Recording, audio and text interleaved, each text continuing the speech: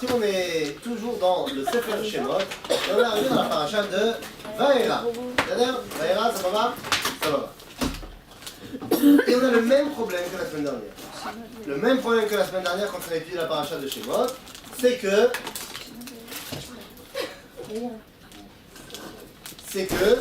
nous avons dans la tête d'abord le film et seulement après le texte. Et donc on a des compréhensions qui ne sont pas forcément top. Là on va étudier un sujet qui est connu, un sujet qui est surconnu même on va dire, les 10 plaies. Oui, tout le monde connaît les 10 plaies, on a vu le film, ça passe bien en termes de Hollywood, ok. Là, c'est maintenant on va essayer ce matin de trouver un fil conducteur dans ces 10 plaies. Et on va partir surtout d'un postulat de départ qu'à mon avis, vous n'avez pas encore eu. Le postulat de départ, parce que voilà, mon fils est revenu de chez la Galinette. Et, bah écoutez, comment vous dire, Pharaon, il prend très cher au Galinette. Il prend très cher. C'est-à-dire que, alors c'est un rachat, ça va bas, mais au Gan, ils le font passer limite pour un début. Et moi j'aimerais qu'on parte au postulat de départ, et je suis très sérieux dans ce que je dis, j'ai envie de voir Pharaon, Rachat ça dit que ça ne m'intéresse pas, mais comme quelqu'un de grand. Ça va être c'est un grand personnage. C'est-à-dire quelqu'un d'extrêmement intelligent, quelqu'un d'extrêmement, pas seulement fidèle, mais je veux dire, qui a une conscience de la grandeur qu'il occupe. Allez, Pharaon c'est le roi de l'Égypte, et en tant que tel, je vous rappelle juste que l'Égypte pour l'époque, c'est un petit peu les États-Unis et la Russie ensemble, quoi. Ça veut dire l'Égypte, c'est le monde. L'Égypte, c'est la superpuissance incontestée. Et Pharaon, il est à la tête de cette puissance-là. J'ai envie de le voir comme quelqu'un de grand et d'une honnêteté intellectuelle irréprochable. Ça ne veut pas dire que c'est un sadique, mais c'est quelqu'un avec qui on peut dialoguer. Ok? Tu me dis quoi? C'est bon? Dis-le. Ok. C'est quelqu'un avec qui on peut dialoguer. Est-ce que là vous êtes là? Oui. Moshe arrive, dans la paracha de cette semaine. Moshe arrive et vient lui dire une phrase toute bête. Et nous, quand on dit cette phrase-là, à Pessah, quand on raconte l'histoire de sortie d'Égypte n'importe quand, on sait ce que Moshe a demandé, on sait quelle a été la réponse de Pharaon, et on se dit, franchement, Pharaon, pas sympa. Parce que qu'est-ce qu'il demande, Moshe? Let my people go. Il dit juste, laisse partir mon peuple. Alors, évidemment, quand tu le fais en mode les 10 commandements, la comédie musicale, il le dit avec, voilà. Quand tu fais le film, il est en musique, et tout va bien. Aval, moi j'aimerais qu'on revienne 2 secondes. On est à la place de Pharaon. On est le responsable du monde. De la puissance qui gère le monde. Ok? C'est moi le patron ici. Et il y a un mec qui vient me voir, il me dit, voilà, s'il te plaît Pharaon, laisse partir les Hébreux d'Égypte. J'aimerais qu'on comprenne ce que cette demande, elle veut dire.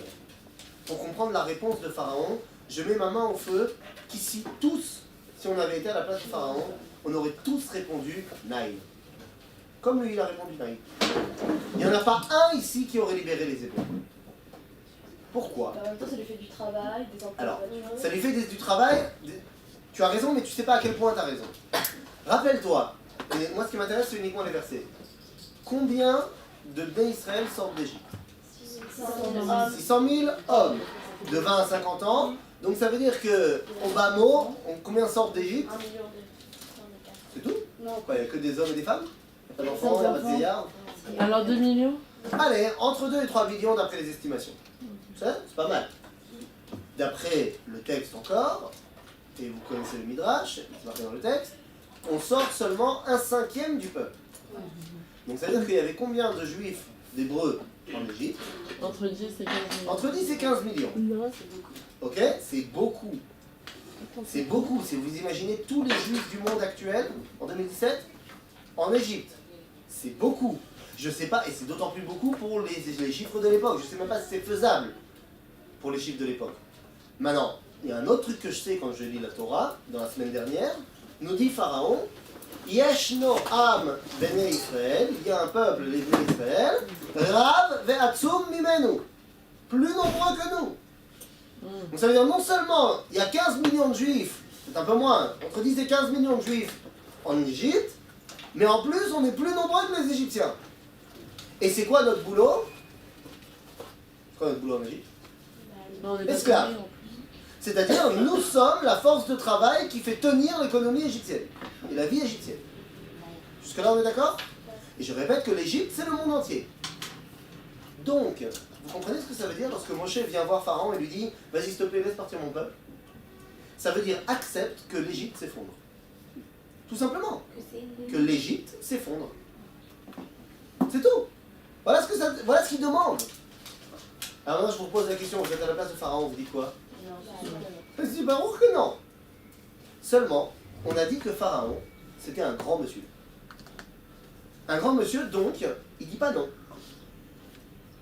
Hein? Bah oui, j'ai... Là, il dit non. Non, il dit pas non. Il dit pas non, il dit pas oui. Il veut bien, mais il peut pas là. Il dit, regarde dans la source numéro 1, va yomer paro, parce que Moshe il vient et dit, laisse partir mon peuple, mais qui a dit ça? Il vient au nom de qui Moshe? De Dieu. Il dit, Dieu a dit, laisse partir mon. Va yomer paro, bah écoute, moi je veux bien, mais mi Hachem Asher Eshma Bekolo. C'est qui ce Dieu dont tu parles que je devrais écouter? C'est qui? Les Shalach et Israël. Lo yadati et Hashem.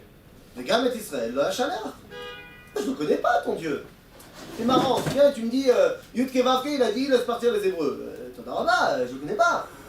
Si tu m'avais dit Apis, Osiris et Anubis, ils m'ont dit laisse partir mon peuple, j'aurais dit ok, on peut discuter. Mais tu viens au nom de Yud Kevavke. Je ne connais pas ce mec. Mi Hachem, Asher Eshma Bekolo. Et donc, c'est une bonne réaction de Pharaon ou pas? C'est une excellente réaction. Très honnête. Comment ça se fait qu'il ne le connaît pas?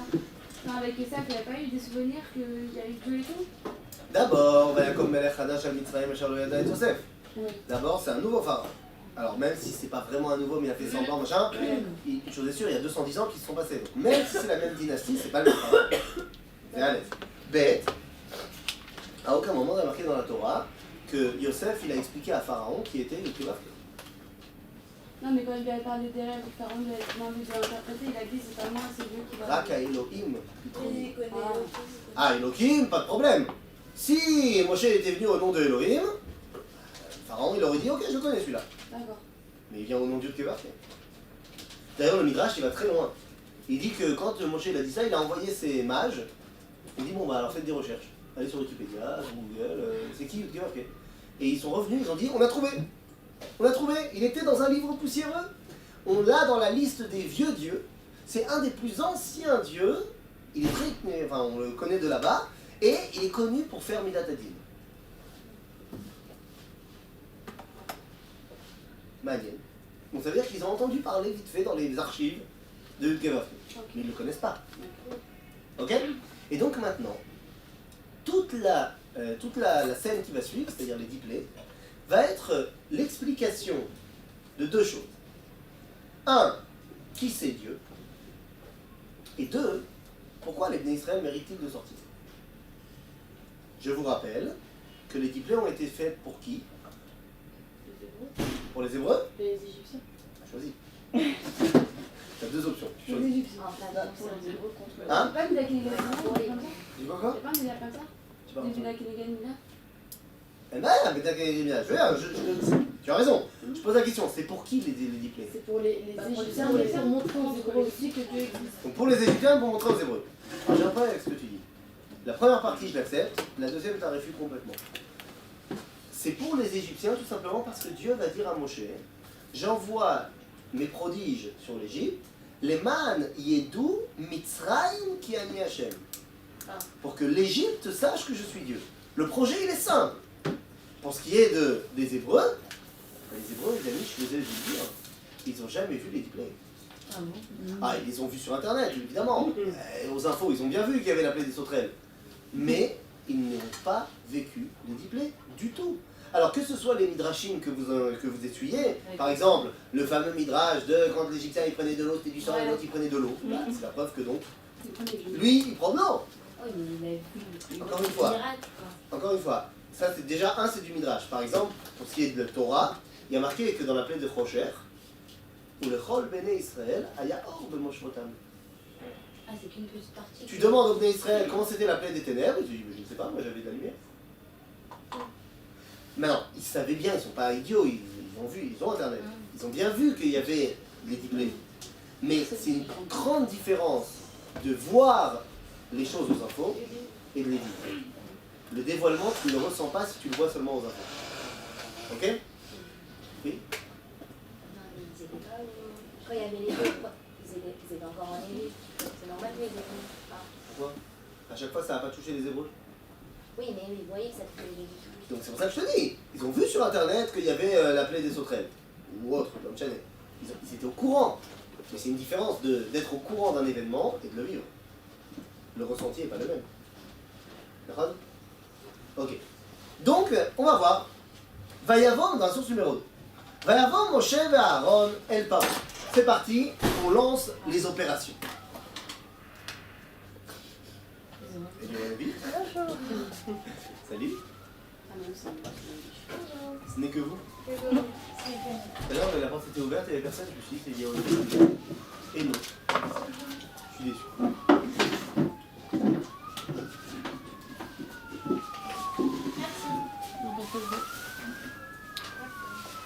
Et donc, c'est parti. Vayavom Moshe et Aaron El Paro, source numéro 2. Vayasu ken, כאשר ציווה השם. Ils ont fait ce que Dieu leur a dit. וישלך אהרון את מטהו לפני פרעה ולפני עבדיו, ויהי לתנין. Et là, classique, on lance les hostilités, on fait le coup du bâton. Le coup du bâton, un grand classique, il balance le bâton par terre, et boum, serpent. Est-ce que quelqu'un peut m'expliquer quel est l'objectif de cette action? Est-ce que c'est censé impressionner les Égyptiens? Regardez la suite. ויקרא גם פרעה לחכמים והם חשבים ויעשו גם הם חרטומי מצרים בלעדיהם. וישלחו איש מטהו ויהי לתנינים. C'est-à-dire, on est bien d'accord que le coup du bâton au serpent n'est pas du tout là pour impressionner qui que ce soit. On est bien d'accord qu'en premier semestre de première année de Torah Rishon, de Marché Faout, de Magiout, première année à Poudlard quoi. Première année à Poudlard, t'apprends à balancer ton bâton en serpent. C'est un truc de petits joueurs en Égypte. D'accord? N'importe quel mage débutant, il sait faire ça. Bon, une fois, il le transforme en serpent, il a la queue à la place de la tête, mais il sait le faire, quoi. Donc pourquoi est-ce que le début du dialogue, c'est avec le coup du bâton? Eh bien, c'est absolument pas pour leur dire qu'on est meilleur qu'eux. Bien sûr que c'est significatif. Ah, mais c'est quoi le serpent? Le tannin plus particulièrement, le tannin c'est un cobra. C'est quoi ce serpent pour l'Égypte? Je vous rappelle que c'est le symbole de l'Égypte. J'ai pas vu le drapeau égyptien de l'époque, mais j'imagine qu'il y avait un serpent dessus. Parce que je vous rappelle que, je sais pas si vous avez été dans des musées ou si vous avez vu des films sur l'Égypte antique, qu'est-ce qu'ils ont les pharaons là et là, à la place des tefilines? C'est pas une blague. Ah ouais? Un jour je vous expliquerai peut-être ce qu'est quoi les tefilines. C'est bidouzé. C'est le symbole de l'Égypte. D'accord? Alors pourquoi c'est un serpent et pas une grenouille? C'est pas les moutons, je sais pas.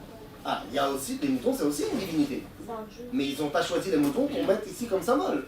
C'est le serpent. Ils disent ça aurait été moins fun. Et ils ont choisi, je sais pas moi, un tigre, un lion, ce que tu veux. Ils ont choisi le serpent. Quoi? Ok, ils connaissaient peut-être pas le tigre, le lion, mais ils connaissaient le croco. Pourquoi ils ont pas mis le croco? C'est la classe, le croco. Ok? Non, tout simplement parce que le serpent, il a quelle forme? Il est rond. C'est le serpent, il peut être en rond. Quand ils dorment, le serpent se met en rond. Un serpent. T'as pas vu le livre de la jungle? T'as pas vu quand Kai il essaye de bouffer Mowgli?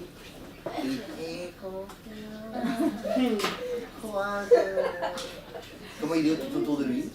Ça va? Bon, le serpent il est rond. Maintenant, le serpent il représente le cycle. Et le cycle, c'est le cycle quoi, comme dit Mufasa? Le cycle de la vie. La vie est une boucle. D'ailleurs, d'après la Kabbalah, Olam HaTeva, le monde de la nature, c'est le Olam HaIgulim. C'est le monde des cercles. Le cycle de la vie. D'ailleurs, même le mot Teva, ça veut dire quoi Teva? Nature. C'est un mot qui est pas dans la Torah, mais c'est un mot plus quoi, mais ce mot Teva, il vient au niveau étymologique du mot Tabat. Une bague. Parce que c'est bon. Ah, c'est pas la bague qui vient du. Non. Teva, ça vient de Tabat, pas là. C'est marrant parce que la bague, elle a été créée après la nature. Oui, bien sûr, mais le mot Teva qui représente la nature, il n'existait pas avant. C'est un mot qu'on a inventé plus tard.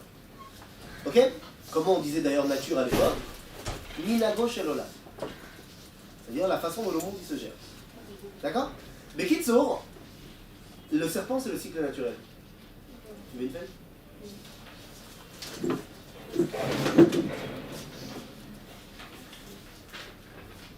Le cycle naturel en Égypte, c'est lui qui gère toute la vie égyptienne. Parce que je vous rappelle que d'où sont sortis tous les dieux de l'Égypte? Du Nil. Du Nil. Or le Nil, c'est la source naturelle qui permet de vivre à l'Égypte. Donc, lorsque Moshe commence le débat en balançant le bâton en serpent, alors qu'il sait très bien que tout le monde est capable de le faire, je vous rappelle que Moshe, il a quand même grandi 40 ans en Égypte.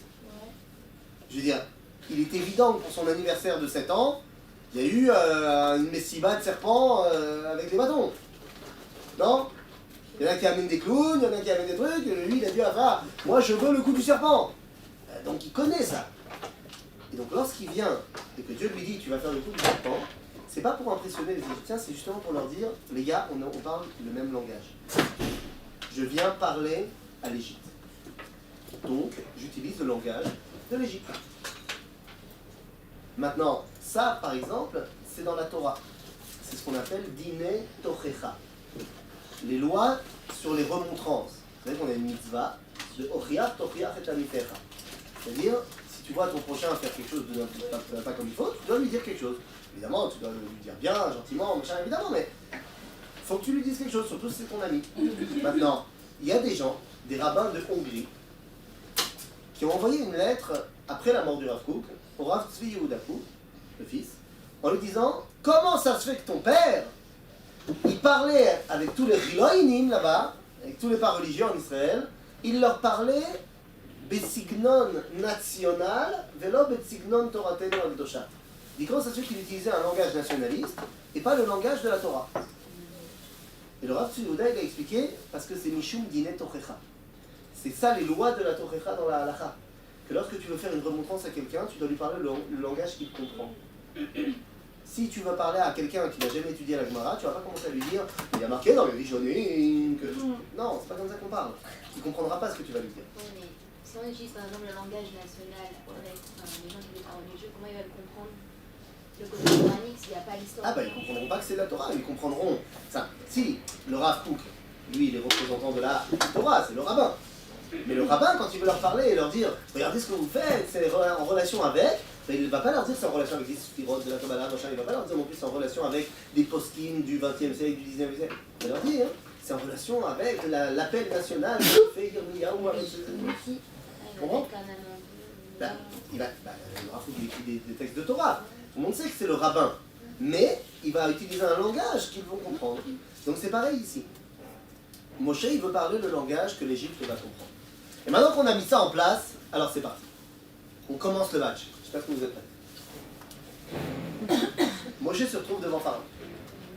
Il lui dit, laisse partir les Hébreux. Et là Pharaon lui dit, écoute, moi je veux bien. Dans quelle manière? Parce qu'on a dit que laisser partir les Hébreux, ça voulait dire la chute de l'Égypte. Écoute, je veux bien écouter. Je suis pas méchant. Je veux bien que je te laisse parler, mais il va falloir que tu me prouves que tu as raison. Et là, le match commence. Mon ami Pharaon, nous méritons de sortir d'Égypte. Ah bon? Pourquoi? Eh bien parce que, vois-tu, nous sommes, nous, les enfants d'Abraham. Ah bon? Pas mal. En plus, j'ai entendu parler de lui, il y a des papyrus qui en parlent, il est venu en Égypte. Écoute, sympa, mais c'est quoi ce Abraham? Qu'est-ce qu'il y a de particulier, cet Abraham? Ah bon, qu'est-ce qu'il y a de... Bah écoute, Abraham, source numéro 3. וילך אברהם כאשר דיבר אליו השם, וילך איתו לוט, ואברהם בן 5 שנים ו70 שנה בצאתו מחרן. Abraham, il est parti de Haran. Haran, c'était la grande ville sur le fleuve. Vous savez bien qu'à l'époque, toutes les grandes villes, elles sont sur les cours d'eau, parce que si on a besoin de l'eau, on vit. On est dépendant des ressources naturelles. Vous êtes avec moi? Le fait qu'Abraham soit capable de partir de Haran, vous connaissez d'ailleurs très bien le Midrash qui dit, il s'appelle Abraham à Ivry parce que, ou Avar est un art, on a dit que c'était pas le pshat, mais c'est bien dans le Midrash, pour dire quoi? Que Abraham est capable de se détacher des lois de la nature. Il est au-delà de la nature. Et vous connaissez également le deuxième Midrash que je vous amène ici dans la source numéro 4, dans Bereshit Rabbah. Vous savez que lorsqu'il était à Haran, le roi de Haran c'était Nimrod, et il n'aimait pas du tout le côté monothéiste d'Abraham. Et il a fait le coup de la fournaise. Qu'est-ce que c'est le coup de la fournaise? Regardez. Haran Kaim Pelug. Amar, Ma'en Avshecha. Nimrod il a balancé Abraham dans la fournaise. Mais il y avait Haran à côté, son frère. Il lui a dit, et toi alors? T'es avec Abraham ou t'es avec moi? Il a dit, écoute, אם נצח אברהם, אני אמר מן אברהם אנא, ואם ניצח נמרוד, אנא אמר דנמרוד אנא. Il a dit, si Abraham il sort vivant, je suis avec Abraham, s'il sort mort, je suis avec Nimrod. Bah sauf Abraham il est sorti vivant, lui comme c'était vrai, bah il est mort. Mais ça veut dire quoi? Le Midrash te dit qu'Abraham il a été balancé dans le feu, et il a survécu. Mais ça c'est pas naturel. Naturellement, quand tu vas dans le feu, tu meurs. Donc c'est la preuve que Abraham, c'est quoi sa qualité première? C'est d'être capable d'aller au-delà de la nature. Ou comme dirait Rafiki dans Le Roi Lion 3, qui en fait est 1,5, au-delà de ce que tu fais. Au-delà. Ça c'est Abraham. Ça c'est Abraham. Alors Pharaon il dit, écoute, très bien, j'avoue, c'est Abraham beau gosse. Mais le fait que Abraham avait une qualité incroyable de dépasser la nature, ça ne veut pas encore dire que vous, les descendants d'Abraham, vous avez hérité de cette qualité-là. Ah! Et donc là, il va falloir mettre en place un principe de base qui est marqué dans la Gemara dans Masechet Shabbat. Chez Shabbat, matzil et travrotea. Que le Shabbat protège ses amis. En gros, les amis de mes amis sont mes amis. Et donc là, on va mettre en place un schéma très simple. Dès qu'il y a une plaie, ben on va voir qui la plaie frappe. Si elle ne me frappe pas moi, c'est qu'elle est copine avec moi. Si elle frappe toi, c'est qu'elle n'est pas copine avec toi. C'est-à-dire qu'on est copains de ce niveau-là, de ce dévoilement-là de la plaie. Et donc on a dit, la première question c'était de savoir est-ce que la qualité d'Abraham de dépasser la nature, est-ce que ça nous a été transmis? Mon chef dit, bah, pas de problème, on va faire la première plaie. C'est quoi la première plaie? Dame. C'est-à-dire dame. On va frapper la source de la nature de l'Égypte. On va frapper le Nil. Et on va voir qui est capable de supporter ça. Celui qui est capable de supporter ça, ça veut dire qu'il est capable d'être au-delà de la nature. Qui a parlé de plaie, qui a commencé à parler de plaie? Ah, mais mon chef, il a dit, ok, très bien, bah, quatre dames. Maintenant, moi, tout ce qu'on est en train d'expliquer autour des plaies, c'est le pourquoi de cette plaie-là et pas une autre. Parce que je comprends qu'il y a 10 plaies, tu les connais bien, mais tu n'as jamais posé la question pour pas autre chose. Ok? C'est significatif. Évidemment, c'est ce qu'on est en train de faire. Vous pouvez répéter ce que vous venez de dire? Je viens de dire que dans la mesure où la première étape, c'est de vérifier si on a hérité des qualités d'Abraham, à savoir de dépasser la nature, on va frapper la source de la nature de l'Égypte, le Nil, et on va voir qui résiste à ça. Merci. Ok? Mais c'était vraiment ça le problème. Pas quand il a vu que les Juifs n'étaient pas frappés, il a toujours refusé. Non, la date, ça trop vite. On va voir. Donc il y a la première plaie. ויעשו כן משה ואהרון סוף numéro 5 כאשר ציווה השם וירם במטה ויח את המים אשר ביאור לעיני פרעה ולעיני עבדיו ויהפכו כל המים אשר ביאור דם. Première plaie, on voit que les Bnei Israël ne sont pas touchés. Et les Égyptiens sont touchés. Ils sont touchés par quoi? Bah, c'est-à-dire qu'eux, ils n'ont plus la source naturelle. L'eau, c'est du sang. Et nous, quand on veut boire de l'eau, toujours de l'eau. C'est ça le coup de la plaie. Genre par exemple quand un Égyptien il va prendre son... Le Midrash il dit que quand un Égyptien il allait prendre le robinet, il y avait du sang, et quand le Juif il passait derrière, il y avait de l'eau. Alors c'est évidemment pas comme ça que ça s'est passé, parce qu'ils n'étaient pas au même endroit, mais c'est pour te dire que les Bnei Israël, eux, ils ne sont pas touchés par ça, les Égyptiens. Donc, cette qualité de dépasser la nature, eh bien, a été transmise à nous, les descendants d'Abraham. Oui. Mais combien de temps a duré cette plaie? Marloquet. Ah, je dis une semaine, qui disent plus. Et comment ils ont pu survivre sans eau? Ah non, la Torah dit que très rapidement, hein, c'est le Nil qui a été touché. Très rapidement, hein, ils ont creusé des puits, machin, ils ont trouvé de l'eau. Ok, Parce que justement, on veut pas qu'ils meurent tout de suite. C'est pas le but. ça m'a perturbé. Ok? Mais c'est marqué dans la Torah directement, ça, qu'ils ont creusé, ils ont trouvé. Si, il y a un juif qui faisait voir un égyptien. Comment dire? Mais non, mais. Oui, c'est oui, pas après, un le juif, gars, c'est je dis que- Il dit que oui. Qu'au moment où l'Égyptien il prenait, pouf, c'était là. Ok? Oui, mais si le juif, si l'Égyptien il était juif. Ben, on est pas Égyptien. Ça, c'est vrai. Ok. Non, parce que juif, c'est pas une religion, c'est une nation. Pas que Égyptien, pas que Égyptien. Mais Kitsour, 1-0 pour Moshe. Mais là, tu crois que Pharaon, il est comme ça? Il croit qu'il est Mikao? Pas du tout. Il a pas peur? Mais pas du tout. Pharaon, il dit, oh, ok. J'admets, vous êtes des descendants d'Abraham. Mais, si je me trompe pas, et je me trompe pas, vous n'êtes pas les seuls à être des descendants d'Abraham. Ouais, c'est vrai. Il a eu d'autres enfants, Abraham. Ishmaël, les enfants de Toura. Donc moi, en tant que représentant du monde, ben, je représente aussi un petit peu les autres descendants d'Abraham. Donc il n'y a pas de raison. Oh, bam, un partout. Seulement, Moshe il dit, ok, bien joué. Mais on n'est pas seulement les descendants d'Abraham. Nous sommes également les descendants de Yitzhak. Ah bon? Je ne connais pas celui-là. Il n'est pas joué en Égypte, je ne le connais pas. Qu'est-ce qu'il y a de particulier, votre Yitzhak? Yitzhak, source numéro 6. ויבואו אל המקום אשר אמר לו האלוהים, ויבן שם אברהם את המזבח, ויערוך את העצים, ויעקוד את יצחק בנו, וישם אותו על המזבח ממעל העצים. On a dit ça quand on était ensemble lundi à Yafo. On a parlé de la Akedat Yitzhak et on a dit pourquoi elle s'appelle Akedat Yitzhak, ויעקוד את יצחק בנו, alors que personne ne lui a demandé de l'attacher. Qui a demandé à être attaché? Yitzhak lui-même. Vous savez pourquoi d'ailleurs? Pour pas bouger, pour que son korban soit un vrai korban. Donc ça veut dire que c'est quoi la qualité de Yitzhak? C'est au-delà de Midatan Nachon, tu as raison, Midatan, mais là, c'est quelqu'un qui est prêt à l'imsor et à nefesh. C'est quelqu'un qui est prêt à donner sa vie pour Dieu. C'est pas mal.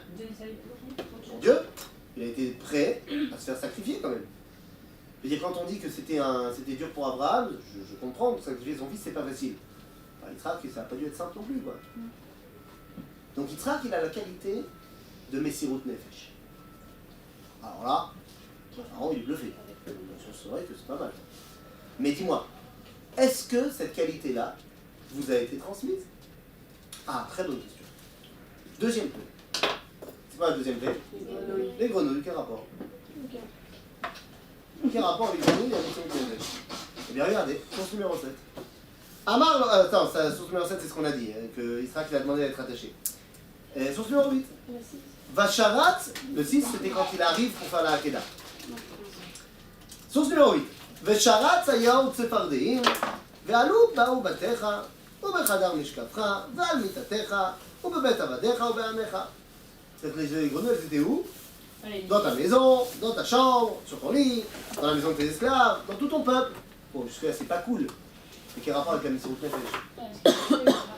Ouais, mais quel rapport avec le fait d'être prêt à donner sa vie? La suite du verset, la suite du verset. Tu vois? Qu'est-ce qu'il y a marqué? Dans la 8, à la fin de la ligne. Uvetanurecha ubemisharotecha. C'est-à-dire que où les grenouilles elles étaient également allées? Dans les fours. Et Rashi, elles sont entrées dans les fours, dans les maisons il y a des fours. Et bien les grenouilles elles rentraient là-bas. Également. Dans le Tanour. Hein?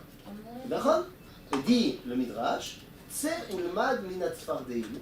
Sors et va apprendre de la grenouille qui a été prête à donner sa vie pour faire la volonté de son créateur. Mais pourquoi des grenouilles et pas un autre animal? Ah, pourquoi des grenouilles et un autre animal? C'est une très bonne... Pourquoi le sang et pas un autre truc? Alors là, je reviens à ce que disait Malki, c'est Mida Keneged Mida. Et là, pour que tu comprennes dans chaque plaie, pourquoi celle-là exactement, ça aurait pu être un autre animal, il faut que tu lises tout le Midrash Rabbah et Tanchuma sur ce que nous ont fait les Égyptiens, et tu vois la correspondance. Okay? Pour faire simple, le coup du sang dans le fleuve, c'est parce qu'ils ont balancé les bébés dans le sang, dans le fleuve. Ils ont versé le sang dans le fleuve, alors Et dans chaque plaie, le Midrash il t'explique qu'est-ce qu'ils ont fait pour mériter celle-là en particulier. Une question. Les grenouilles, c'est Hachem qui les envoie. D'accord.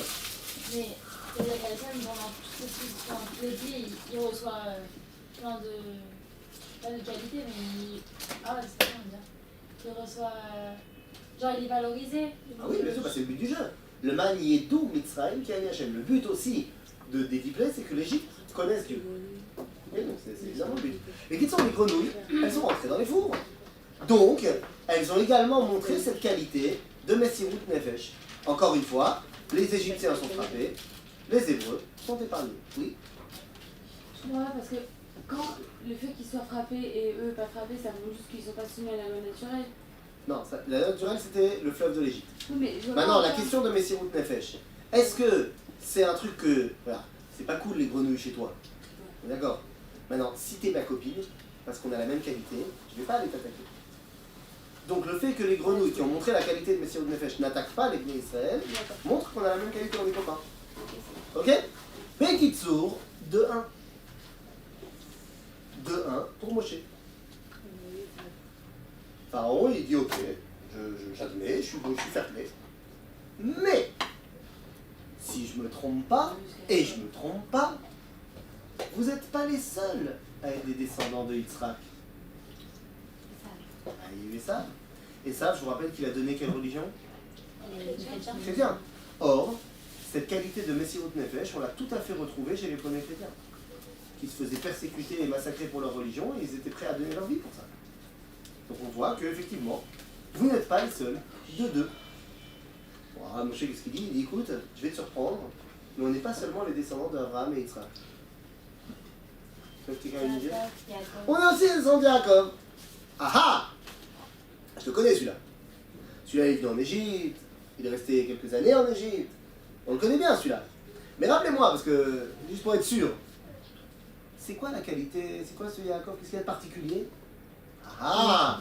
Yaakov! Ouh! Yaakov, c'est celui qui est capable d'être divin.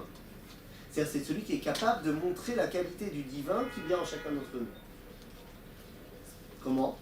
Je vous rappelle que lorsque Yaakov, il revient de chez Lavan avec toutes les péripéties et qu'il arrive à Shrem, il revient en Israël, Dieu l'appelle Israël, et il y a marqué Vayikra lo El Elohé Israël.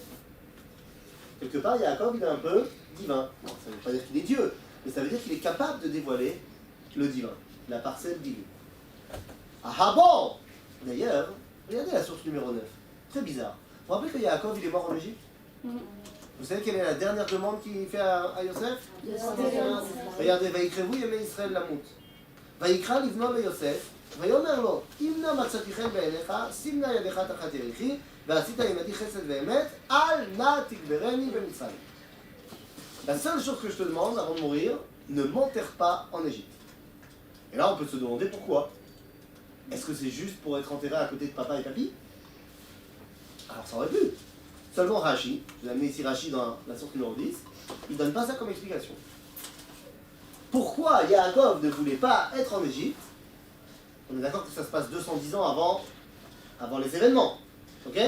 Pourquoi Yaakov ne veut pas être en Égypte? Regardez ce que dit Rashi. Sofa liot afara kinim umerachashim tachat gufi. Rashi dit, pourquoi il ne voulait pas être enterré en Égypte? Parce qu'il savait qu'un jour la terre d'Égypte deviendrait des poux. Comme de par hasard, c'est quoi la troisième plaie? Les poux. Et il dit, et ils vont me gratter. Parce que tout le monde sait que les poux dans la momie, c'est pas cool. C'est pas cool. Non, ça gratte. Ça gratte, c'est pas cool. Et j'ai pas envie d'avoir des poux dans la momie. Rachi? Mais sauf que Rachi donne une autre explication. Alors la deuxième explication de Rachi, elle ne m'intéresse pas aujourd'hui. Veshe'en mete chutz la'aretz, chaim ela betzar gilgulei mechilot. En gros, c'est pas cool de se faire enterrer en chutz la'aretz. Mais au-delà de ça, la troisième explication de Rashi, elle est folle. Elle dit quoi?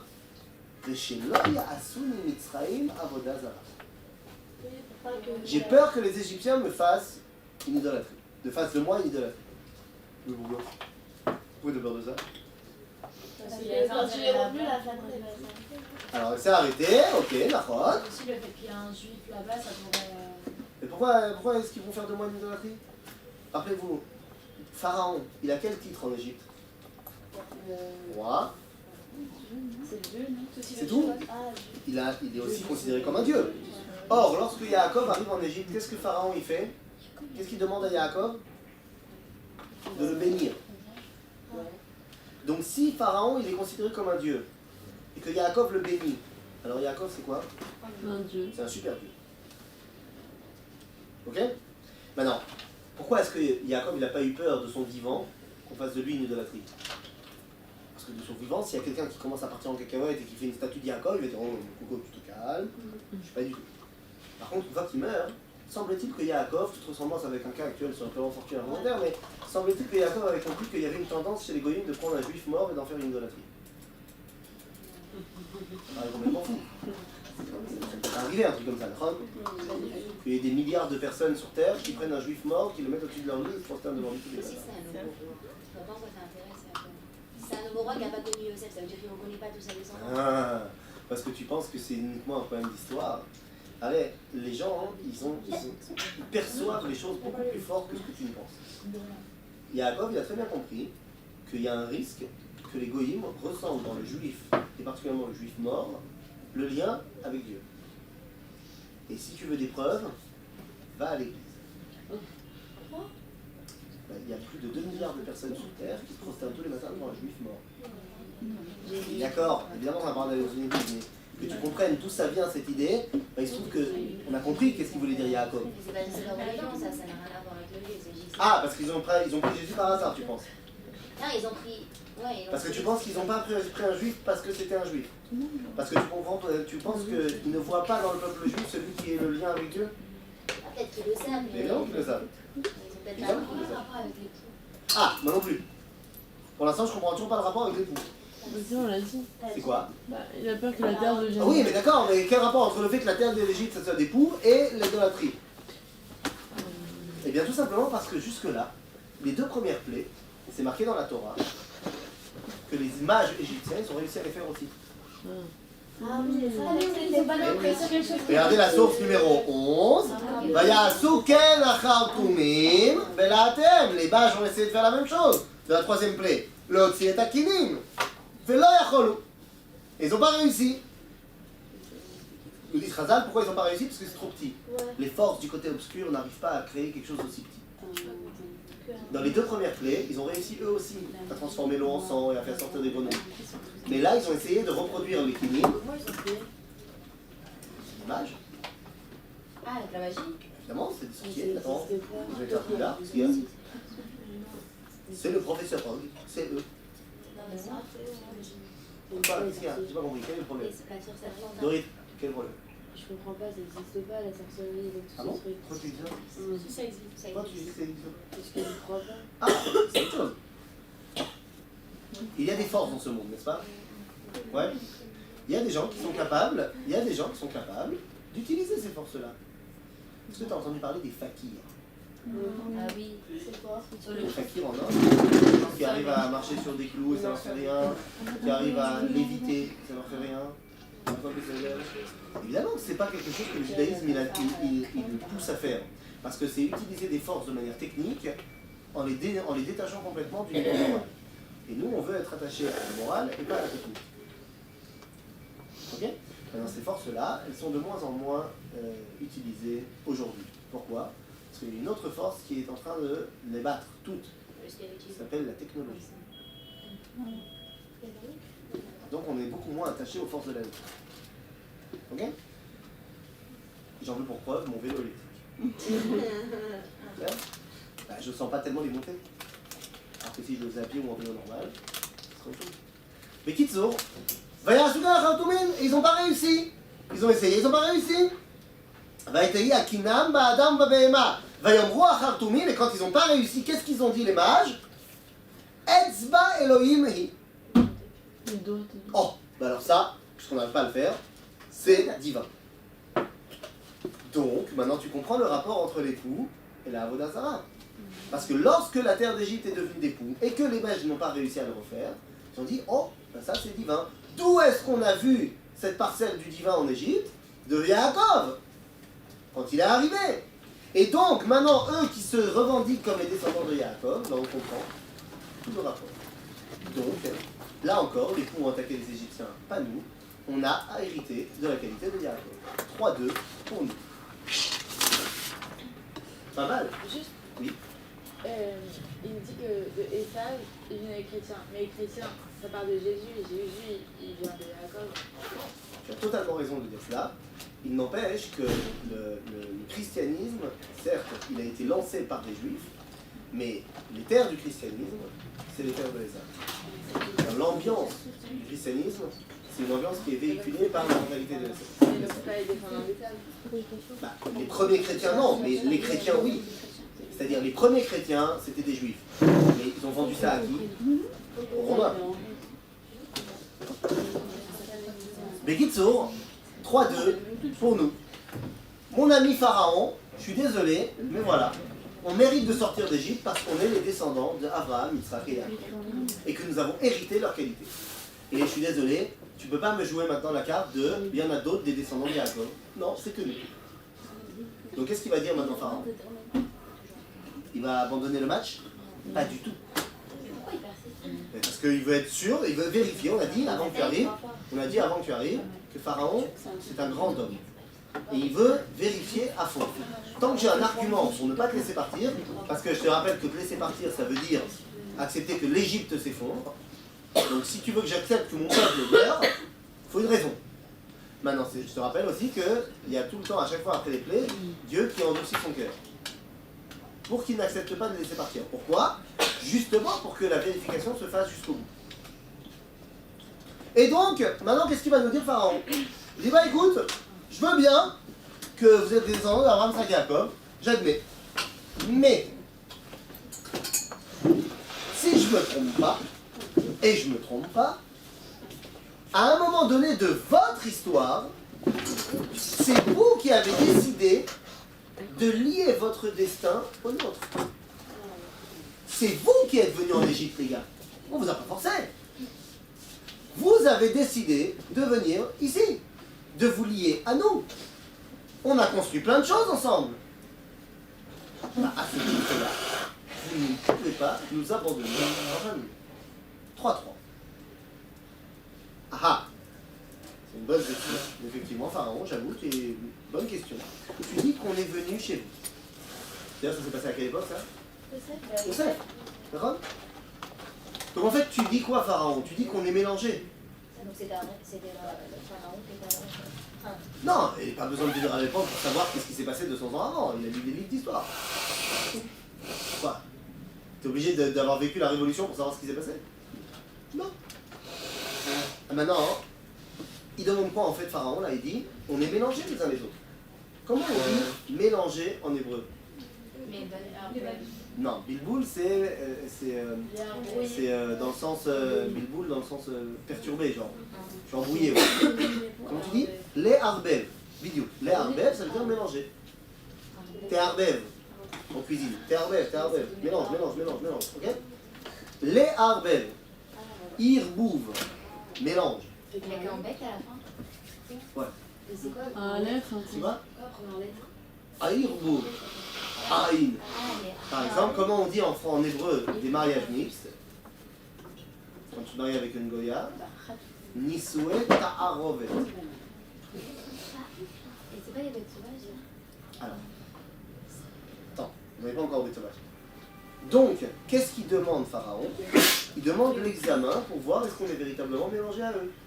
Et vous avez bien compris que comment on dit mélanger? Irbouv. Donc, c'est la quatrième paix qui arrive, c'est Makat Arov.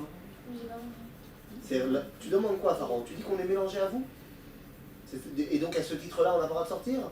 Donc on va faire l'examen du mélange. Est-ce que vraiment on est mélangé à vous? Tu dis qu'on est mélangé. Est-ce que c'est vrai? On a dit mélange, ça se dit Irbouv. Donc la plaie qui arrive maintenant, c'est Arov. Est-ce qu'on est mélangé ou pas? Alors toi, tu dis, quelle forme elle a pris cette plaie? Les bêtes sauvages. Parce que toutes les Haggadot, elles ont décidé de suivre l'avis de Rashi. Il dit que c'est des bêtes sauvages. Mais il y a un autre avis dans Chazal qui dit que c'est des petits insectes qui se mélangent à notre vie. Genre qui arrivent et qui te laissent pas tranquille. Genre t'es tout le temps comme ça. Mais les hommes chanés, que ce soit bêtes sauvages ou petits insectes, c'est Arov. C'est la plaie du mélange. Est-ce qu'on est mélangé ou pas? Maintenant, jusqu'à présent, les 3 premières plaies, qu'est-ce qu'elles ont? Elles ont fait quoi comme séparation? Elles ont attaqué les Égyptiens et elles ont laissé tranquilles les Hébreux. On est d'accord avec ça? Et bien vous allez voir que cette 4e plaie, la séparation n'est pas faite entre Égyptiens et Hébreux. Parce que c'est quoi la réponse que Moshe donne à Pharaon? Il dit, tu sais quoi, tu dis qu'on a été mélangés? C'est pas vrai. Yosef, effectivement, il s'est fait venir en Égypte. Mais Yosef, il a inventé un truc incroyable. Comment vivre chez toi sans être chez toi vraiment? On appelle ça en français l'invention du ghetto. C'est quoi le ghetto juif? C'est je suis chez les autres, mais je suis que entre nous. Je suis chez toi, mais sans être vraiment chez toi. Prenez un exemple, on a déjà parlé de ça, un exemple d'un quartier dans une grande métropole, une capitale française, où il n'y aurait que des juifs, où il n'y aurait que des restaurants cachers, où tout serait marqué en hébreu, machin. Les gens ils n'ont pas l'impression d'être à Paris, ils ont l'impression d'être dans le 19e. C'est une autre monde. Hein? Oui, au Strasbourg ça marche aussi, pas de problème. Mais Kitsour, où est-ce qu'on était? Où est-ce que Yosef il nous a mis? Il nous a pas mis en Égypte, il nous a mis à Goshen. Et on avait fait le cours avec le Kliakar pour dire à Goshen il se sentait bien. Ok? Et donc, regardez la 4e plaie, source numéro 12. La source numéro 12, lorsque Yosef nous fait rentrer en Égypte, il nous dit Ve'yashavta be'eretz Goshen, ve'ita karov elai, ata ubanecha ubenecha, ve'tzonecha u'bekarecha v'chol asher lecha. Donc Yosef ne nous a pas installés en Égypte, mamash. Il nous a installés à Goshen. Donc on est chez toi sans être chez toi. Et c'est pour ça que dans la source numéro 13, c'est la plaie, donc la 4e plaie. Pour une fois, il n'y a pas de séparation entre Égyptiens et Hébreux. Regardez ce que dit le verset. Ve'ifleti bayom ha'u, je fais la différence en ce jour-là. Et Eretz Goshen, asher ami omed alea, lebilti yot sham harov, leman teda ki ani Hashem bekerev haaretz. C'est quoi la différence qui est faite dans la 4e plaie? Goshen et le reste de l'Égypte. Pour bien montrer que c'est de ça qu'on parle. Et là, Pharaon, il en a pris un sacré coup. Parce que 4-3. Oui? J'ai pas très bien compris. Qu'est-ce qui se passe? La plaie, À partir de quand tu m'as perdu? Non, juste là, Là, maintenant, juste la là. prochaine.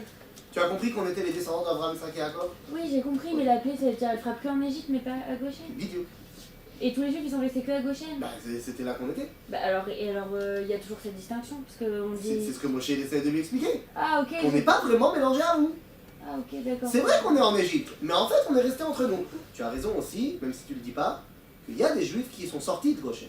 Mais ici, la Torah veut te montrer que la différence, elle est faite avec ça. Et semble-t-il, les juifs qui sont sortis de Goshen, ils ne sortiront pas non plus d'Égypte plus tard. D'accord, mais donc c'est toujours pareil, ça touche toujours que les Oui, Égyptiens. mais là, on veut t'expliquer que la différence, elle est faite entre Goshen et le reste de la terre pour te montrer qu'il y a une différence entre les Égyptiens et les Hébreux. D'accord.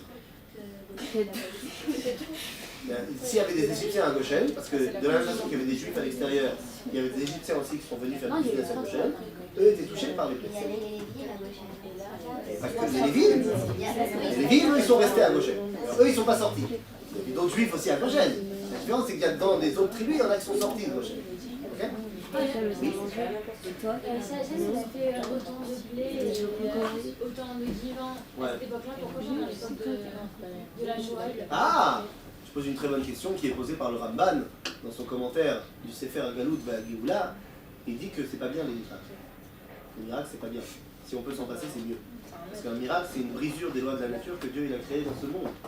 C'est Pikuach Nefesh. Dès qu'on a Pikuach Nefesh, on peut transgresser Shabbat. Et si on peut se passer de transgresser Shabbat, c'est mieux. Bah, aussi difficile que ça paraisse, la phrase que je vais dire maintenant, il n'y a pas eu de miracle pendant la Shoah, dans le sens, il n'y a pas eu une main divine, céleste, qui est venue, qui nous a sortis d'Auschwitz. Et pourtant, le peuple juif, il a survécu. On est bien d'accord, et je suis premier à avoir perdu la moitié de ma famille dedans. Mais il n'empêche que quand tu regardes 70 ans plus tard, le peuple juif, regarde, c'est là. Parce que je viens de l'Algérie. Parce que tu penses qu'en Algérie, il n'y a pas eu la Shoah. Ah, parce que tu penses que le combat 54 et 55, il n'y avait pas que des Benguiqués et des tous en dehors. Va voir un petit peu à l'Etachem ou ailleurs, au mémorial, ce que tu veux. Va voir les listes des convois. Les gens qui venaient de Marseille, les gens qui venaient de Paris, il n'y avait pas une grande partie qui était sfarade. Et puis dis-moi, en Tunisie, il n'y avait pas des camps de concentration? Il y en avait. Il y en avait, bien sûr. Ah ouais, il y a des gens qui s'appellent. Eh oui. Au Maroc, il n'y a pas eu la Shoah. C'est Parce que le roi du Maroc, il a protégé qui ses a juifs. protégé C'est ça, ses d'ailleurs. juifs. Mais en Algérie, je vous rappelle que l'Algérie, en 40, en Algérie, en 40, 42, 43, c'est la France. C'est Pétain. Oui, ils sont... Il y a eu les nazis qui sont Bien sûr. arrivés en Algérie, mais enfin, il y avait mis l'étoile jaune et C'est rien. les Américains. Il y avait- Ils ont été il y renvoyés. avait- Ils ont reçu l'étoile jaune. Il y avait l'étoile et jaune, seulement comme les Et décrets les d'application... Américains sont arrivés. Les Américains sont arrivés beaucoup plus tard. Mais il y a eu des décrets. Ouais. Et comme les décrets d'application étaient plus lents à faire appliquer en Algérie, alors il y a eu plus de temps pour pouvoir ne pas apporter l'étoile. Mais au final, il y avait. Et en Tunisie, je rappelle qu'il y avait des camps de concentration. Et il y a eu la Shoah, évidemment de manière beaucoup moins violente en Afrique du Nord. Mais il y a plein de gens qui, d'Afrique du Nord, ont été rapatriés en France et de là ont été déportés en Suisse. Ok? Mais Kitso, tout ça pour dire que c'est terrible, mais le peuple juif a survécu. Sans doute. Ok? Bekitso, là, il y a 4-3 pour nous. Qu'est-ce que maintenant Pharaon va bien pouvoir trouver comme argument? Alors j'ai compris, vous êtes différents de nous parce que vous êtes les descendants d'Abraham, Isaac et Jacob. J'ai compris également que vous n'êtes pas vraiment liés à nous. Vous n'avez jamais vraiment lié votre destinée à la nôtre parce que vous étiez à gauche. Mais nous avons quand même un point commun. Et à ce titre-là, vous ne méritez pas de sortir. Quel est ce point commun qui peut être entre nous et les Égyptiens? On est différents. On est les enfants d'Abraham, Isaac et Jacob et pas vous. On ne s'est jamais vraiment lié à vous. Ah ben, qu'est-ce qui nous relie? Qu'est-ce qui peut relier les Juifs et les Égyptiens? Qu'est-ce qui peut être le point commun entre eux? Les dénominateurs communs? Yosef, non? Ah non, Yosef... enfin, il n'y a pas de dénominateur commun. Mais bah non, on a montré qu'on n'habite pas vraiment dans le même pays. Ils ont pris la même culture et tout. Non, on a gardé notre nom, nos habits, notre langue. Mais Yosef? Pas Yosef, Moshe, non? Ah, tu dis que toi, t'es le point. Non, moi j'ai abandonné mon identité égyptienne. Il a quand même grandi. J'ai grandi, mais je suis parti. J'ai fui. Non, mais vous êtes trop dans le... Ah, l'assimilation. Bah non, on a dit qu'on n'était pas tellement assimilés parce qu'on est resté à gauche. Yosef?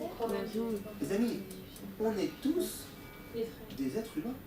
Ah, tu l'as dit? Pourquoi tu l'as pas dit? C'est Malky qui a dit. On est tous... Tu l'as dit? Oui, elle a dit avant.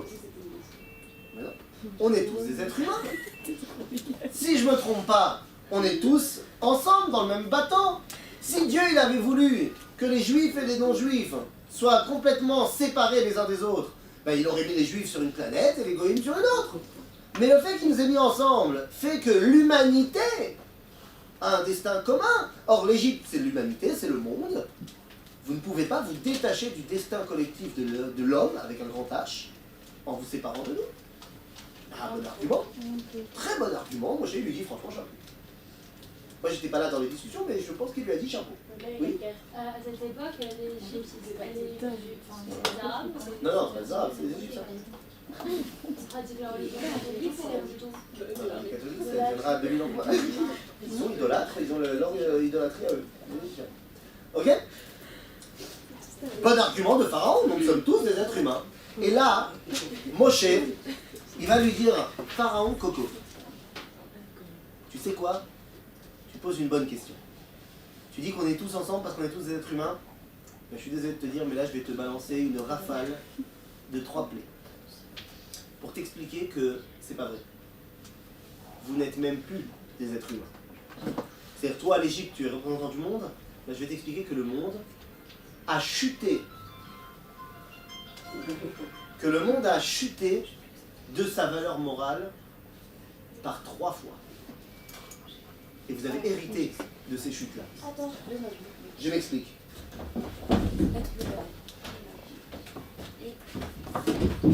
On a dit, dame... Oh, ça marche jamais. Ok, il va. On a dit dame, c'est Abraham. Ok? Sfardea, c'est Yitzhak. Kenim, c'est Yaakov. C'est quoi en français?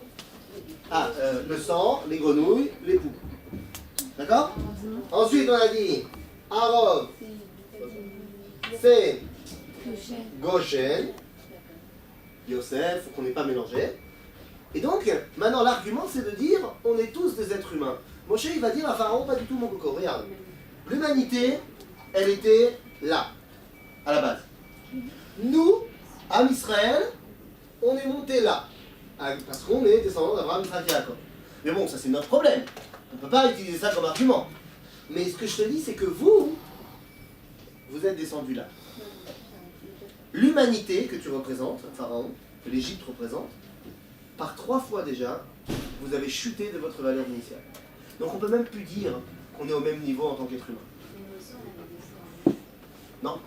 On a baissé aux 49 degrés d'impureté, tu as raison, mais c'était uniquement parce qu'on était esclaves. Donc l'esclave n'est pas tenu de quoi que ce soit au niveau de responsabilité. Un esclave, il n'est pas responsable de ses actes. Ça, à partir du moment où ils se sont installés. Non, c'est pas à ce moment-là qu'on est descendu. Pas encore.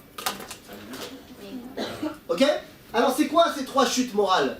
Effectivement, quelles sont les 3 grandes chutes de l'humanité dans la Torah? Ah oui. Non mais c'est quoi? C'est quels événements? Le déluge. La tour de Babel. La tour de Babel. Et Sodome et Gomorrhe. C'est quoi? Sodome et Gomorrhe. Les 3 grandes chutes de l'humanité. On est d'accord jusque-là? Le déluge, Le déluge. la tour de Babel et Sodome. Nous allons donc maintenant vérifier si ces 3 grandes chutes, et ce qu'elles représentent évidemment, le déluge c'était la violence, comme il est marqué ici, dans la source numéro 14. Vatishachet haaretz lifnei Elohim, vatimale haaretz Hamas. Que la terre s'est remplie du Hamas. C'est Hamas? La violence. Non, C'est la c'est haine. de la violence, la colère, la... Je suis route d'Amim. La vie n'avait plus aucun intérêt là-bas. C'est pour ça qu'il y a eu des déluge. Ah, donc nous allons vérifier. Est-ce que cette qualité-là, ou du moins cette non-qualité-là, de ne pas respecter la vie, de tuer comme ci, comme ça, est-ce que cette perversion-là vous a été transmise? Eh bien, on va voir. On va voir. C'est quoi la 5e plaie? La peste. Dev. Ron, regardez ce que dit la source numéro 15. הנה יד השם במקנך אשר בשדה, בסוסים, בחמורים, בגמלים, בבקר ובצאן, דבר כבד מאוד. Il y a une peste très importante sur tous les animaux des Égyptiens. Seulement, regardez comment Onkelos traduit le mot dever. C'est la source numéro 16, c'est de l'araméen, c'est Onkelos, mais je vous demande juste de regarder le 3e mot avant la fin. C'est le même verset que le 15, traduit en araméen. Mais regardez comment Onkelos va traduire dever. Pas motem, mota. Ça veut dire quoi mota? Mavet. Bah quoi? Mavet. Mavet en hébreu ça veut dire la mort. C'est où ça? Dans la source numéro 16, en bas de la page.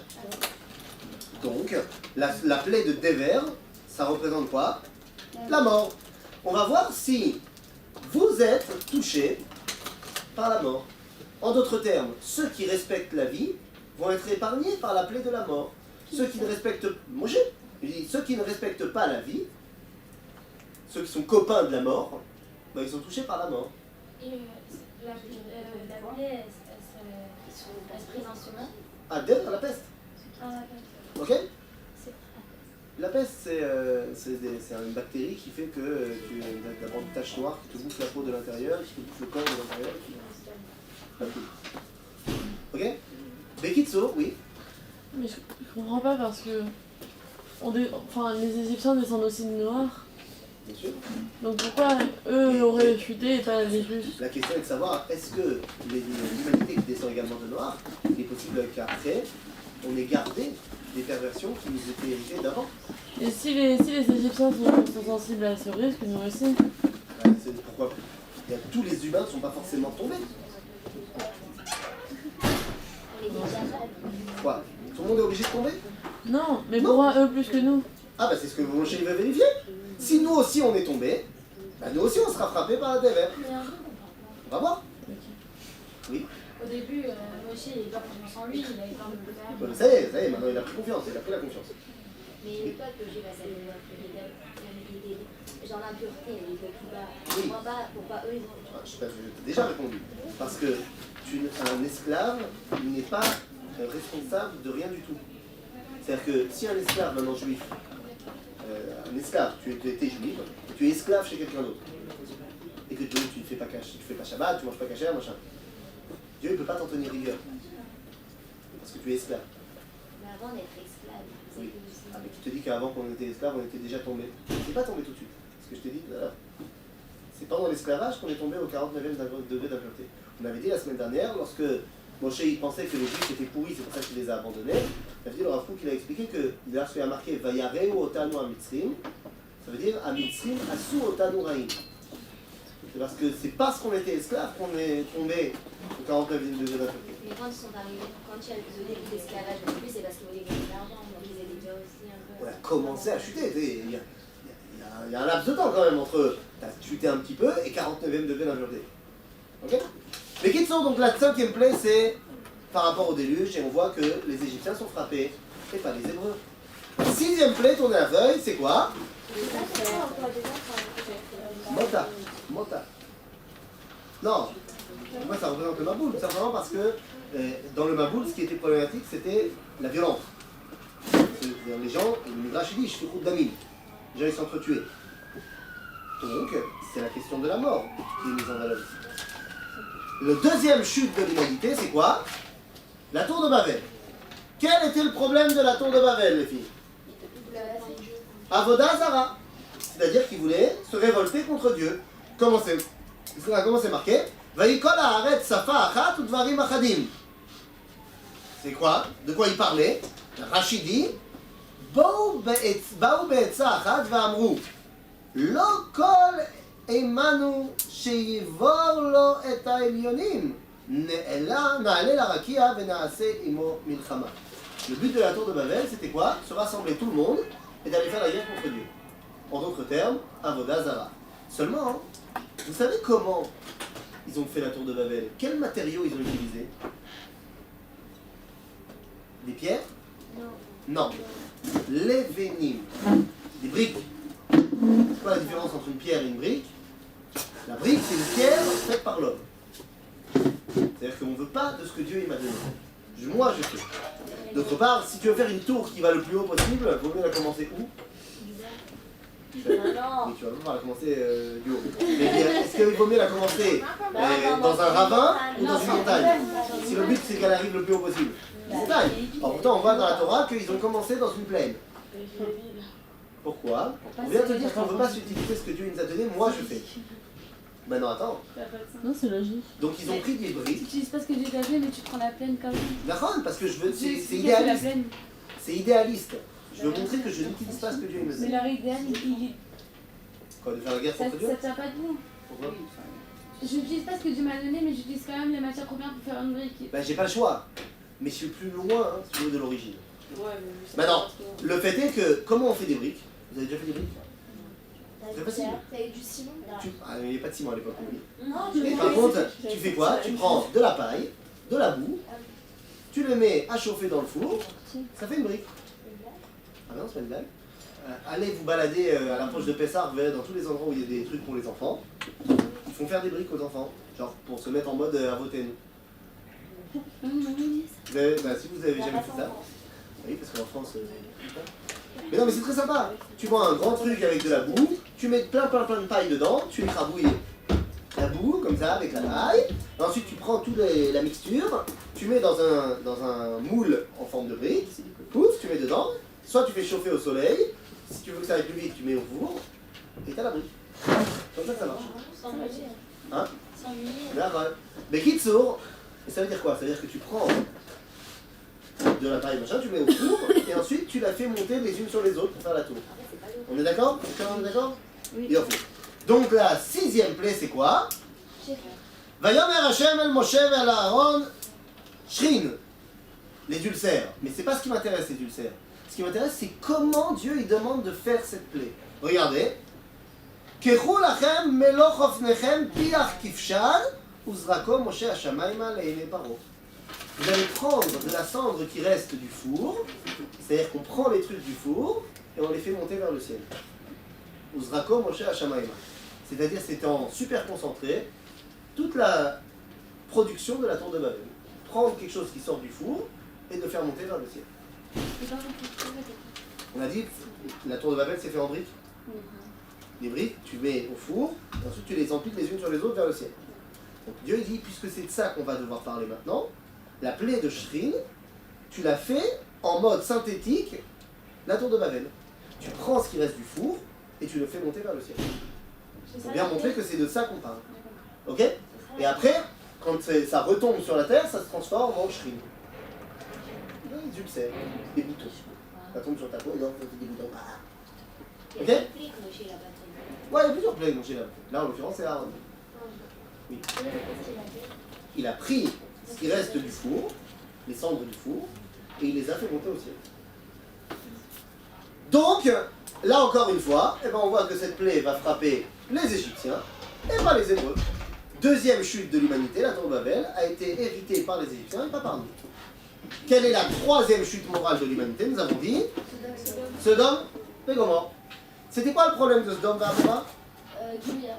C'est-à-dire Gilou et Arayot, plus exactement l'homosexualité, d'après la Torah, et d'après le Tanakh, Sefer Yecheskel, le fait qu'ils interdisaient la tzedaka.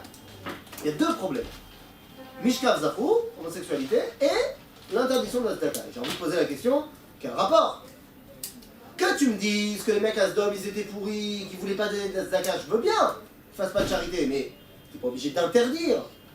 Le Midrash dit qu'il y avait une loi à Sodome qui interdisait de donner de la tzedaka. Pourquoi tu interdis? Quel est ton problème? Tu veux pas donner, donne pas.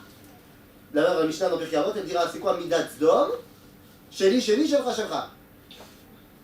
D'accord, mais de là à interdire, c'est quoi l'idée? Vous vous rappelez pourquoi dans la source numéro 20 Vaïssa Lot et Einav, Vayar et Kol Kikar Yarden, ki kulam mashke, lifnei shachet Hashem et Sodom et Amora, kegan Hashem. Comment Sodome était considéré par la Torah avant la destruction de Sodome? Kegan Hashem. C'est pour ça que Lot y a été. Kegan Hashem. Vous avez entendu parler, vous, d'un jardin qui appartient à Dieu? Gan Eden. C'est à Sodome, ils étaient persuadés d'être déjà arrivés au temps messianique. On avait parlé de ça, d'accord? Donc on ne va pas tout refaire, on avait déjà parlé de ça, c'est pour ça qu'ils ont été. Maintenant, puisque c'est les temps messianiques, donc on n'a besoin de rien, on est déjà arrivé au top. Puisqu'on est arrivé au top, si quelqu'un lui demande un shekel, ça veut dire qu'il remet en cause toute l'idéologie. Donc on interdit la tzedaka, et puis comme on est arrivé au top, on n'a plus besoin de faire des enfants. Puisque les faire des enfants c'est pour continuer, mais j'ai pas besoin de continuer puisque je suis déjà au top. Donc le sentiment sexuel il est tourné vers celui qui me ressemble et pas vers celui qui me complète, parce que j'ai pas besoin d'être complété, je suis déjà au top. Et on remarquera qu'à chaque fois qu'une civilisation se sentait arriver au top, l'homosexualité qui peut-être est quelque chose de naturel, c'est-à-dire je suis pas médecin, je ne suis absolument pas là en train de dire que c'est une maladie ou quoi que ce soit, j'en sais rien, je suis pas du tout... Il y a des gens qui te disent aujourd'hui, et la majorité des médecins te disent, il y a des gens qui naissent comme ça. C'est bestader. C'est-à-dire, je suis pas du tout en train de porter un jugement de valeur sur l'homosexualité en tant que telle. C'est-à-dire, si quelqu'un est homosexuel, il est homosexuel. J'ai pas à lui dire que c'est bien ou pas bien. La Torah, elle est contre la mise en pratique de l'action homosexuelle. Mais pas contre le personnage. Le personnage, j'ai aucun problème. Après, est-ce qu'il sera frustré toute sa vie? C'est possible. Mais la Torah, elle ne veut pas lui accepter l'action homosexuelle. Pourquoi? Et justement, parce que ça ne vient pas ajouter la vie. Je n'ai pas besoin de nous faire un dessin, je pense. Pourquoi il ne restait pas avec des femmes, pas d'enfants? Tu restes avec une femme, tu veux pas d'enfant? C'est un peu. Non, mais si c'est leur idéal, c'est pas... Bon, c'est vrai. Tu comprends? Et donc chaque génération, chaque civilisation qui s'est vue être arrivée au top du top, mais on a vu que dans ces civilisations-là, l'homosexualité est devenue quelque chose qui est soit l'idéal, soit du moins quelque chose de complètement naturalisé. Que ce soit dans la Grèce antique, ou que ce soit dans notre génération, le mariage pour tous. Ok? Ben, c'est-à-dire, et donc, puisque le problème de Sodome, c'était, tu penses que tu es arrivé au top, eh bien on va faire le mifran du top. Et c'est quoi la 7e plaie? La grêle. Mais attention, une grêle particulière. Source numéro 21, non, 22, c'est pas. Non, 21 et 22, c'est ce qu'on a dit. 23. Vaïd barad ve'esh mitlakachat betoch habarad. La plaie de la grêle a été particulière parce qu'elle avait quoi en son sein? Un feu dévorant. Mais dites-moi, la grêle, c'est quoi? De la glace. Le feu et la glace, ça ne peut pas coexister dans notre monde. D'accord? C'est pour ça que le monde de l'idéal, d'après le judaïsme, on l'appelle comment? Shamaïm. D'accord?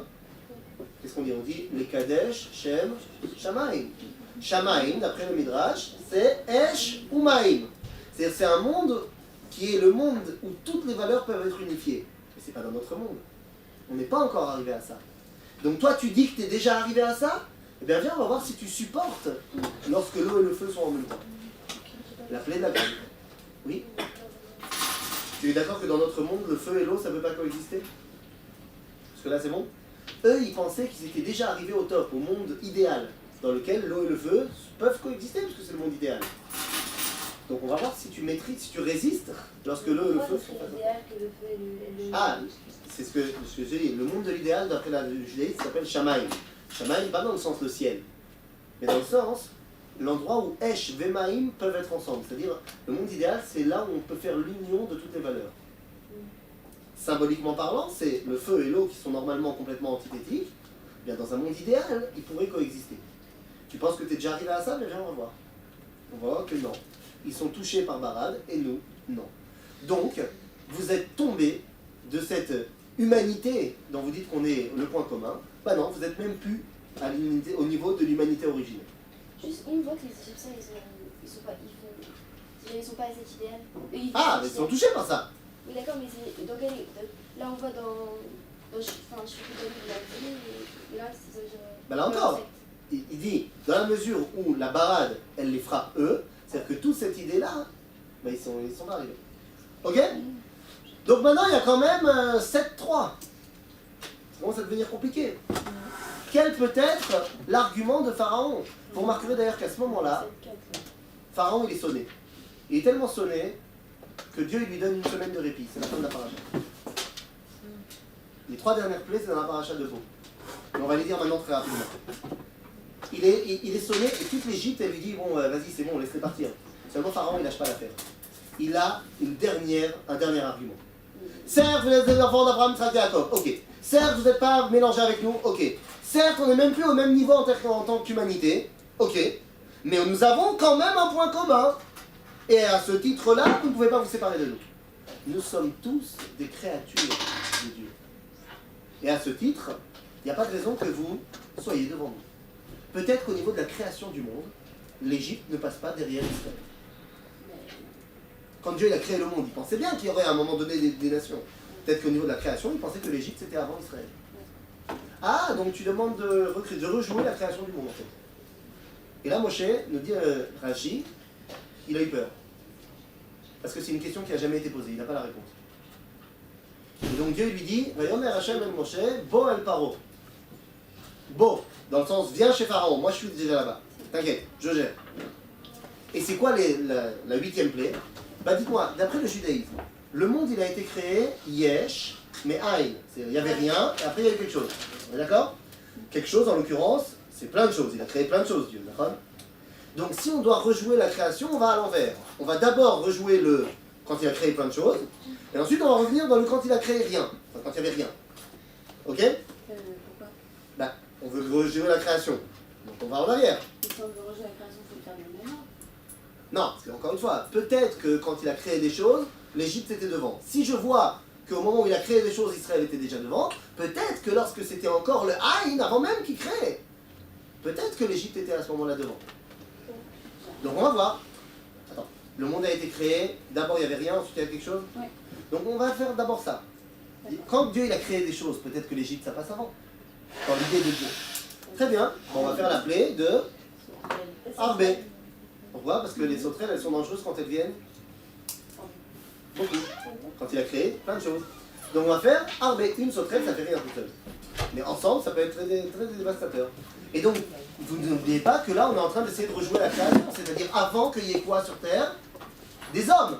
Puisqu'on a dit l'humanité, ça ne marche plus comme argument.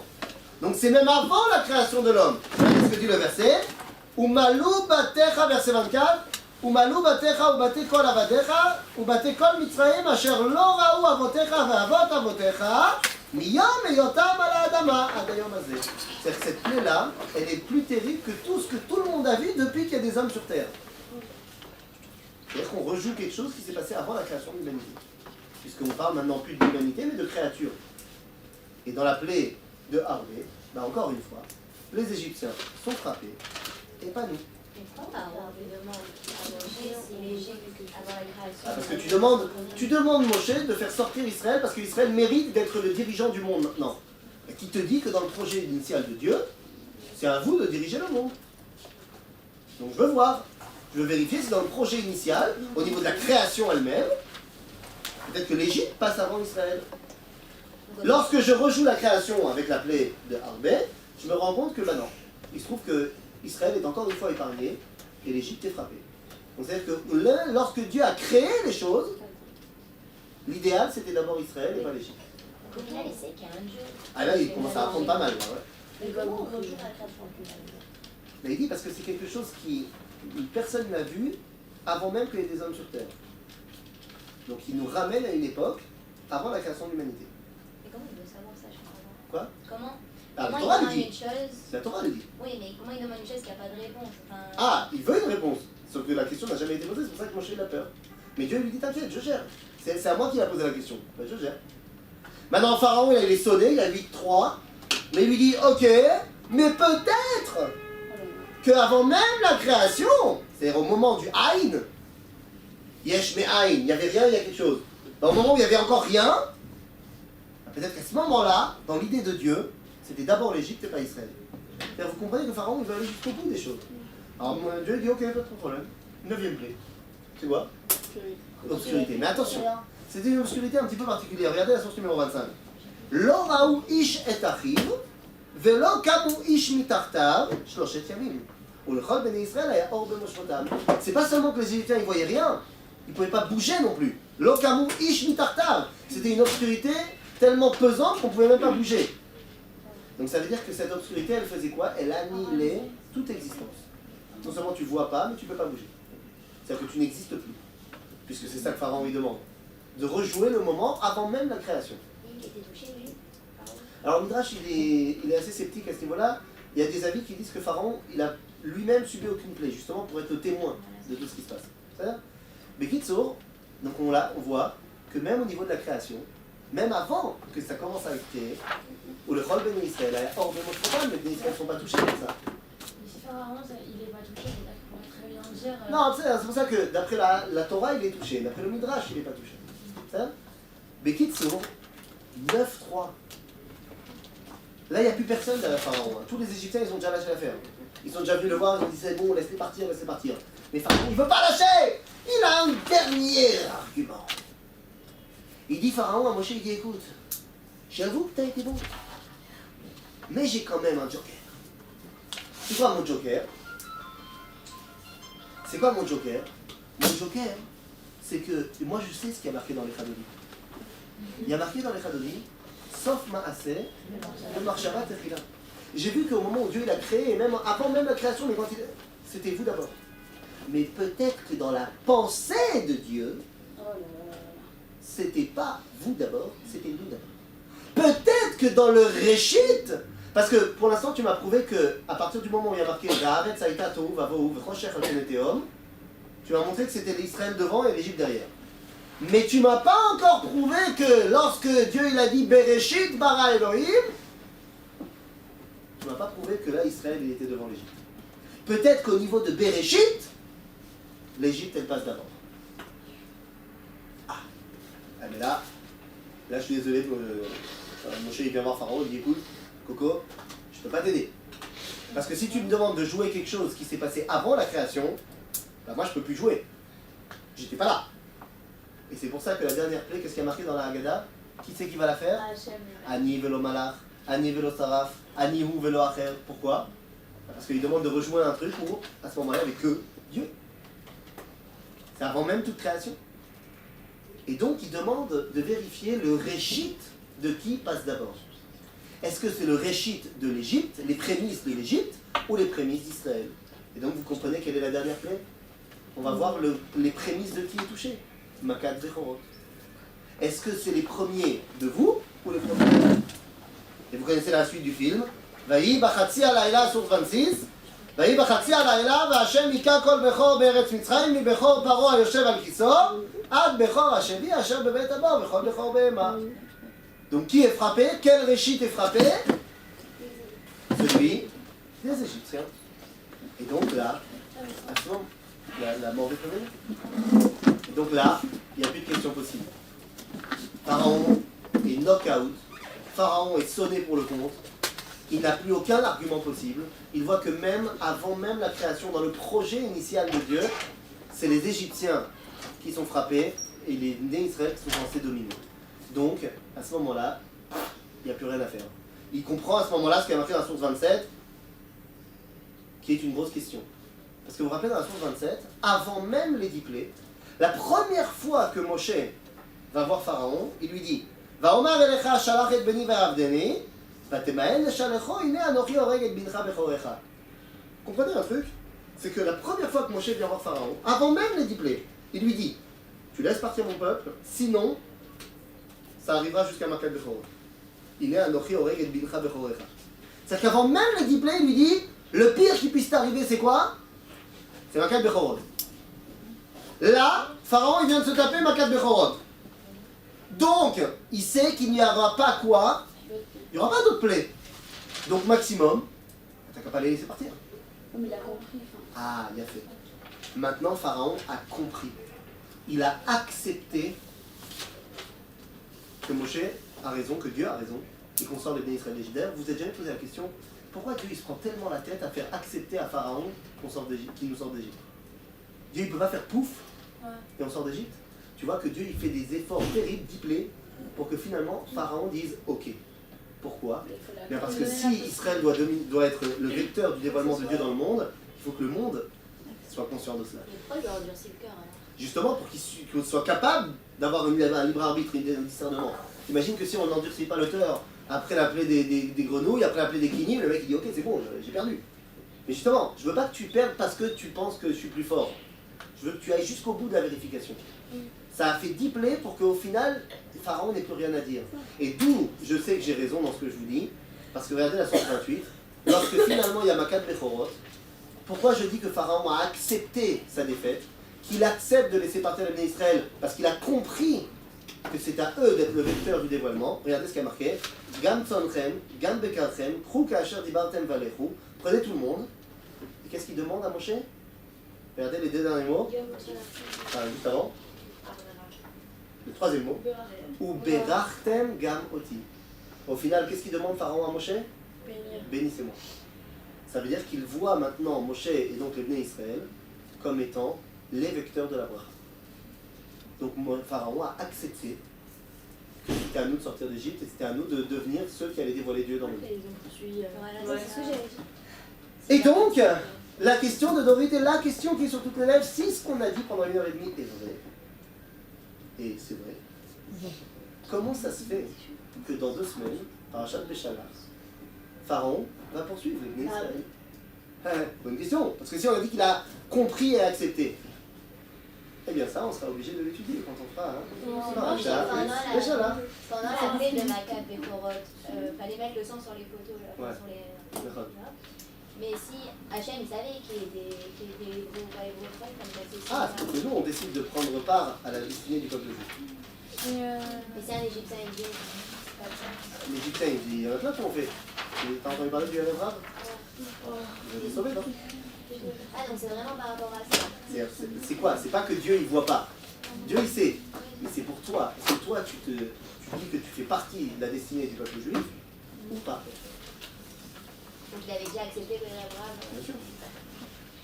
Et donc comment ça se fait que Pharaon va nous poursuivre dans 2 semaines? Eh bien ça, on sera obligé de Fils de l'étudier. Pharaon, Oui. Dans ma 4 prochaine, il y a des juifs aussi qui Non. ont tué. Et dans Weber aussi, il nous dit que les Égyptiens, ceux qui gardaient leurs animaux, ils n'étaient pas touchés. D'accord. Ça veut dire que, C'est-à-dire que ceux qui étaient capables de voir que peut-être qu'il ne faut pas se mettre contre Dieu, ils sont sauvés. et j'ai besoin de la prochaine. Pareil, ceux qui étaient de chez nous, mais qui ont décidé de se lier au destin de l'Égypte. Ah, mais il aurait pu le faire, les gens qui ont été touchés. Attends, la prochaine. Non, justement, alors, là, dans l'autre cours, dans la source numéro 8, il y a marqué pourquoi il a marqué, j'ai amené le Midrash, pourquoi il a amené le trancheur, pour justement aussi que les Égyptiens ne voient pas les Juifs enterrer leurs morts. Oui, alors si ils se sont dit aussi en Égypte, ça veut dire qu'on n'a pas de. Ils peuvent se dire avec Oui, on peut décider. mais alors si on dit que quand on parle d'un juif converti, bah, il va. Ça veut dire quoi? Ça veut dire que même le juif qui s'est converti au christianisme, machin, si à un moment donné il a ouvert les yeux et qu'il veut revenir chez nous, il va pas se reconvertir au judaïsme. Alors c'est vrai que quand même, quand il se convertit au christianisme, il devient chrétien. Il ne devient pas chrétien au niveau profond. Mais il a décidé de vivre comme eux. Son essence, elle reste juive. Alors, Parce que tu n'es pas jugé sur ton essence, mais sur tes actions. Et entre parenthèses, c'est exactement pour ça que ça rend finalement une. Ça, on verra. Ok. Khazan, comment